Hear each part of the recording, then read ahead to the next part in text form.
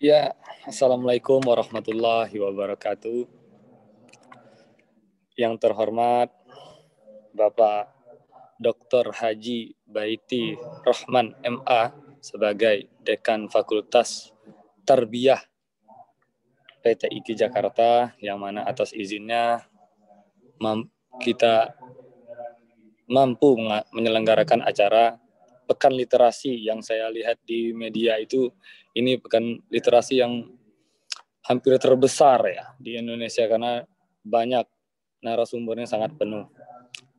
Dan yang terhormat kepada Pak Jamil Abdul Aziz MA sebagai penulis buku dan sebagai dosen PTIK, dan ini ketua prodi ya, ketua prodi PAI kali. Ketua prodi PAI, semoga semakin lancar, semakin produktif, dan semakin ya banyak kontribusi kepada keilmuan kita di bidang kajian Islam ini. Dan yang terhormat kepada Bapak Yan Supratman selaku Pak Ketua ya, Pak Ketua di kampus Islam di Bima. Mudah-mudahan sehat selalu, ditunggu karya-karya selanjutnya. Jadi mungkin kita langsung saja, saya kebetulan minta maaf pada Pak Dekan, Pak Jamil. Sekarang ini saya sedang di raker evaluasi kerja. Jadi sekalian nyambi ini Bapak Ibu. Jadi mohon maaf kalau agak kurang fokus karena akhir tahun itu ada temuan-temuan irjen yang mesti dievaluasi. Jadi kami sudah 2 harian ini rapat begitu. Rapat di hotel di Sungai Liat, Bangka Belitung. Jadi agak banyak semacam ya distorsi, gangguan-gangguan yang alhamdulillah bisa kita atasi. Tetapi kalau nanti agak berisik, saya mohon maaf ya karena banyak yang lalu lalang juga, padahal ini sudah cari tempat yang agak private. Ya, mungkin saya akan langsung mulai saja. Jadi biar lebih enak, saya menyapa dulu para pesertanya yang saya sayangi, mungkin dari kelas umum, dari kelas mahasiswa, dari berbagai bidang lah. Itu selamat pagi, semoga sehat selalu. Senang rasanya membahas masalah literatur itu di dalam pertemuan-pertemuan seperti ini, karena saya semakin sering melihat ketika mengadakan literasi, pekan literasi atau pesta literasi itu banyak pesertanya yang kadang ngantuk gitu, kadang ini. Jadi untuk para peserta, salam, semoga sehat selalu. Yang masih kuliah, lanjutkan kuliahnya, rajin-rajin membaca. Yang sudah kerja, semangat kerjanya. Salam dari Prodi Psikologi Islam, dan saya mewakili institusi YIN Syekh Abdul Rahman Siddiq Bangka Belitung. Salam, semoga mampu kita berkolaborasi baik dari segi keilmuan dan segi bidang lainnya. Oke, mungkin langsung saja saya akan membahas membedah ya. Ini bahasa membedah ini agak asing ketika saya pernah bertanya kepada mahasiswa di kelas. Ini kira-kira saya bilang begini, bedah buku itu apa sih begitu ya. Banyak yang masih ambigu tentang apa yang disebut dengan bedah buku begitu. Sebenarnya bedah buku itu banyak tipikalnya, tetapi yang kita fokus ke sini adalah bagaimana mengkaji paradigmanya. Dan saya juga sudah komunikasi dengan Pak Jamil bahwa bagian saya ini bagian-bagian yang hanya menyangkut tentang konsep-konsep secara luas saja. Tetapi sisanya nanti akan ada narasumber kita kedua, Pak Yan Supratman. Jadi mungkin setelah ini saya akan pamit langsung. Jadi mohon maaf Pak Dekan, Pak Jamil, Pak Yan ya, peserta. Saya mungkin langsung rapat lagi. Tetapi saya gunakan waktu yang singkat ini seefektif mungkin dan semaksimal mungkin. Jadi di hadapan kita, mungkin para peserta itu sudah lihat bukunya. Di hadapan kita itu ada Psikologi Manusia Pembelajaran. Jadi upaya membaca isyarat edukatif di dalam Al-Quran. Nah ini enak nih. Maksudnya paradigma membaca sebuah isyarat Al-Quran itu sebenarnya kita sudah bahas lama. Ya, para pemikir Islam sudah bahas lama. Akan tetapi ya memang secara saintifik akhirnya kita menemukanlah buku ini mewakili, istilahnya mewakili apa saja keresahan kita sebagai akademisi di kajian ilmu psikologi Islam misalnya khususnya, atau pendidikan atau tarbiyah gitu ya, untuk mengkaji bagaimana peran Al-Quran sebenarnya sejauh mana diimplementasikan ke dalam pembelajaran seorang manusia. Itu yang saya tangkap dari buku ini. Jadi oke lah jika itu menangkap bagaimana manusia itu menjadi manusia. Itu ada di halaman, saya baca tadi, ada di halaman sekian ya.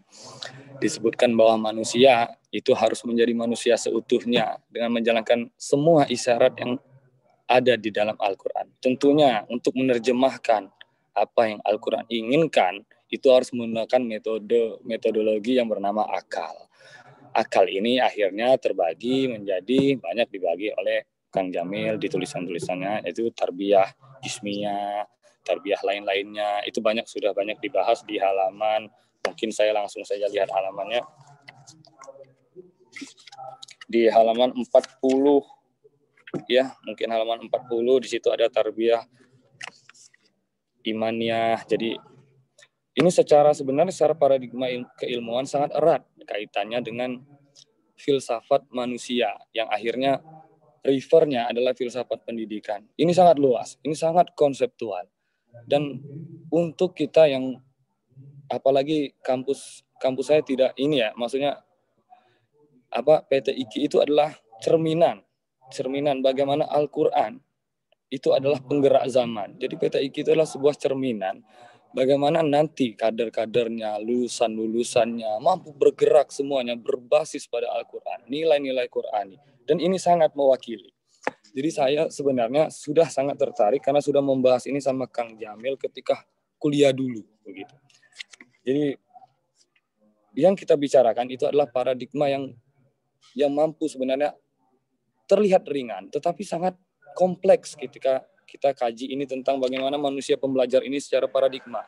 Karena paradigma Al-Qur'annya sangat kokoh di sini semuanya, ada ayat, ada tafsir yang dipakai. Saya tidak akan membahas itu karena itu ranah Pak Yan. Tetapi saya akan membahas secara paradigma bagaimana ini jika saya pandang melalui pendekatan manusia. Saya sudah melihat banyak aspek-aspek yang dijabarkan oleh penulis tentang bagaimana paradigma pembelajaran, bagaimana urgensi pembelajaran, bagaimana prinsip dasar dalam Al-Quran, paradigma pembelajaran dalam psikologi, gitu. Banyak analisis psikologi perintah menjadi manusia pembelajar. Ya, sebenarnya ini semua konsepnya sejalan atau sama alurnya dengan apa yang disebut manusia itu harus memiliki kebebasan dalam berpengetahuan. Salah satu tanggung jawab terbesar manusia kepada Tuhannya itu adalah tanggung jawab ketika diberikan otak. Nah, ini yang sering kita lupakan. Ketika kita baru dapat motor baru, dapat handphone baru, dapat barang baru, itu adalah tanggung jawab baru. Tanggung jawab baru tentu harus digunakan dengan pendekatan yang baru juga. HP baru dengan HP lama, itu treatmentnya pasti berbeda. Tetapi akan sama ketika sang usernya tak mampu menerjemahkan apa dari arti sebuah treatment ini. Makanya ketika Kang Jamil menggunakan metode Al-Quran, semuanya itu relevan sekali untuk kehidupan di sini. Karena sebenarnya secara saintifik pun, psikologi itu belum mewakili manusia secara utuh, gitu. Karena hanya per part-partnya saja, hanya per bagian-bagiannya saja. Misal dari intelijensi, misal dari nanti itu dekatnya behavioristiknya, misal dari kecukupan hidup manusianya, bisa kita lihat dari sisi humanismenya, banyak. Jadi sebenarnya refernya, kalau saya terjemahkan melalui pendekatan psikologi industri dan organisasi ini ya, kalau kita mau agak melenceng jauh, buku Kang Jamil ini sungguh bagaimana sebenarnya menjadi manusia yang profesional. Gitu. Jadi manusia yang profesional perspektif Islam, manusia yang ideal, gitu.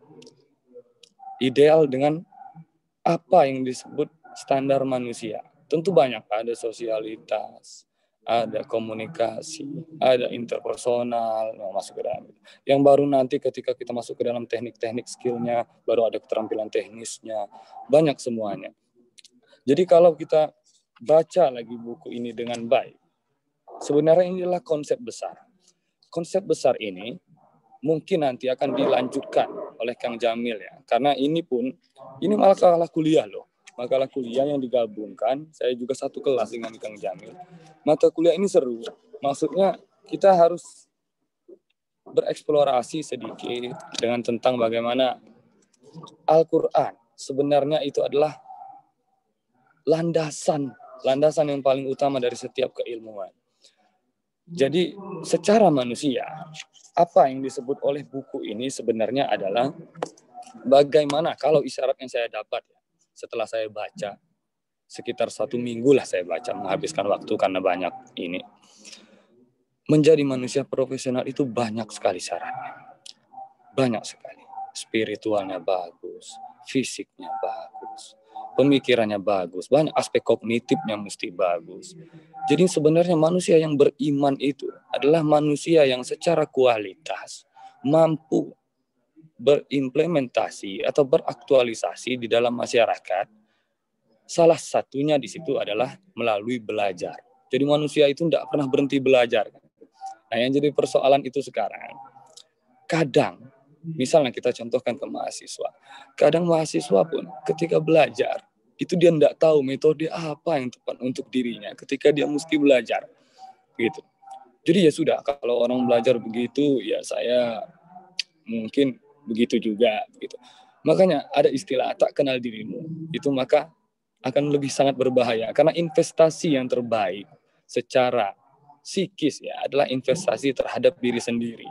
Nah, salah satu investasi yang krusial tentang bagaimana berinvestasi kepada diri sendiri adalah pemenuhan akal, aspek akal. Baru nanti kita berbicara decision making dan lain-lain.